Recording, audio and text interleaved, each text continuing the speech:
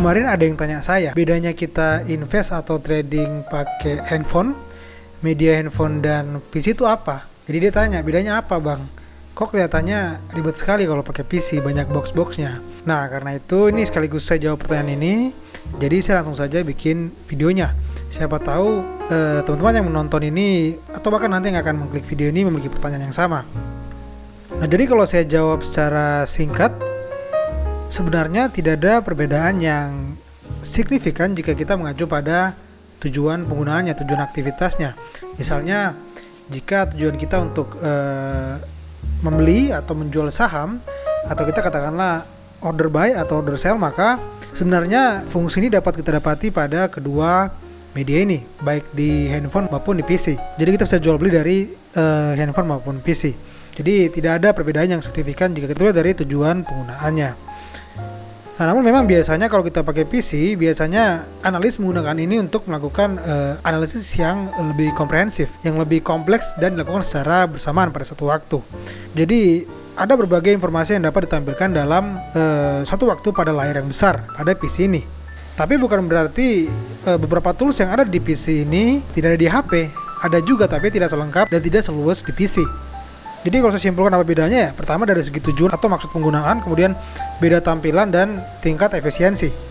Nah, ini saya akan tunjukkan sedikit saja gambaran atau beda dari penggunaan platform investasi di broker Indeprimer yang nanti akan saya bandingkan dengan di handphone. Jadi sebenarnya pada umumnya sama saja. Jadi kalau di handphone kan kayak ada tab atau menu stok atau saham, kemudian ada menu portofolio, ada tab order, ada kesimpulan analisis teknikal, fundamental, rasio-rasionya dan seterusnya. Nah, begitu juga. Nah, ini adalah contoh broker iPod. Nah, begitu pula juga dengan Ajaib seperti tampilan yang ada di depan kita ini. Nah, namun jika versi PC-nya biasanya terdapat pilihan atau tools tambahan yang lebih banyak, yang lebih mempermudah kita lagi dalam melakukan analisis. Lebih ramai lah, lebih rinci lah. Seperti misalnya di sini saya langsung saja kasih contoh biar teman-teman ada gambaran. Seperti misalnya di sini ada menu analisis pasar. Isinya di sini ada banyak sekali. Nah, nanti satu persatu akan saya jelaskan secara rinci tapi di video yang terpisah. Jadi kembali lagi seperti misalnya di sini ada di menu analisis pasar ini ada live trade misalnya. Nah, ini juga sering kita sebut sebagai running trade, live perdagangan. Jadi ada perdagangan atau transaksi yang sedang langsung terjadi real time. Di jendela ini kita bisa pantau di sini. Nah, jendela ini kan bisa kita pakai untuk amati pergerakan perdagangan ini. Jadi katakanlah karena saya mau amati data ini, pergerakan ini, running trade ini, makanya saya ambil, maka saya tambahkan dan saya taruh di sini. Nah, itu satu. Nah, kemudian misalnya ada lagi nih, kita mau tambahkan lagi. Nah, di sini misalnya ada live order buy atau sell. Kalau kita pilih sell, artinya yang live ditunjukkan hanya akan ada pada tab sell atau kanan. Sebaliknya juga untuk buy. Nah, kalau saya mau tambahkan, saya tambahkan lagi di sini. Jadi sesuai kebutuhan dan kepentingan dan seterusnya. Misalnya sini ada market detail, ada summary, ada komparasi chart, ada charting dan tools-tools penting lainnya. Jadi bebas, tools atau informasi apa yang mau kita tampilkan di sini bisa kita pilih, kita masukkan pada jendela besar-besar ini. Itu yang saya sebut tadi, kembali ke poin perbedaan efisiensi jika menggunakan PC. Nah, memang di sini 1-2 ada yang ada di handphone, tapi tergantung broker juga. Ada juga yang tidak ada toolsnya.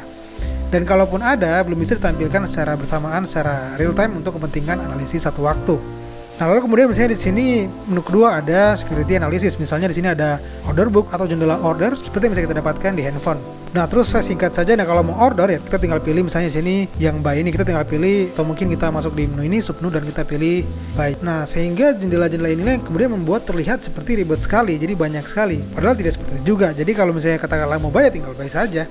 Kalau memang butuh untuk mengamati pergerakan informasi-informasi tertentu ya silakan kita buka menu-menu yang kita butuhkan seperti itu. Nah, jadi sekali lagi sekilas yang membedakan antara kita trading atau kita buy, kita order di HP dan PC adalah ada pada fitur dan tools analisis yang lebih lengkap yang bisa ditampilkan pada jendela pada satu waktu tertentu. Jadi kita ketika ingin melihat indikasi-indikasi pergerakan perdagangan tertentu, menurut saya lebih enak di PC sini. Mau lihat ringkasan perdagangan broker, atau misalnya kita melihat gerak-gerik order fiktif, analisis bandarmologi, dan seterusnya, menurut saya memang lebih enak di PC ini. Tapi sekali lagi untuk eksekusi di HP pun bisa, jadi mekanismenya sama saja. Nah, broker yang saya gunakan ini adalah iPod, link officialnya ada di deskripsi. Silakan teman-teman bisa klik kalau teman-teman mau mencoba.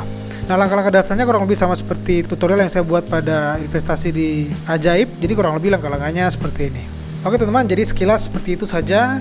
Nanti detailnya saya akan bikin lagi Coba yang berminat bisa komen, biar kalau misalnya banyak yang minat, saya coba bikin videonya detail satu persatu untuk setiap menu atau setiap tab, termasuk penjelasan fungsi-fungsinya, seperti itu.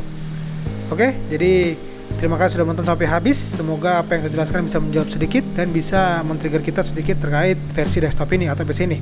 Jangan lupa like dan bagikan video ini. Terima kasih sudah menonton, sampai jumpa di video berikutnya.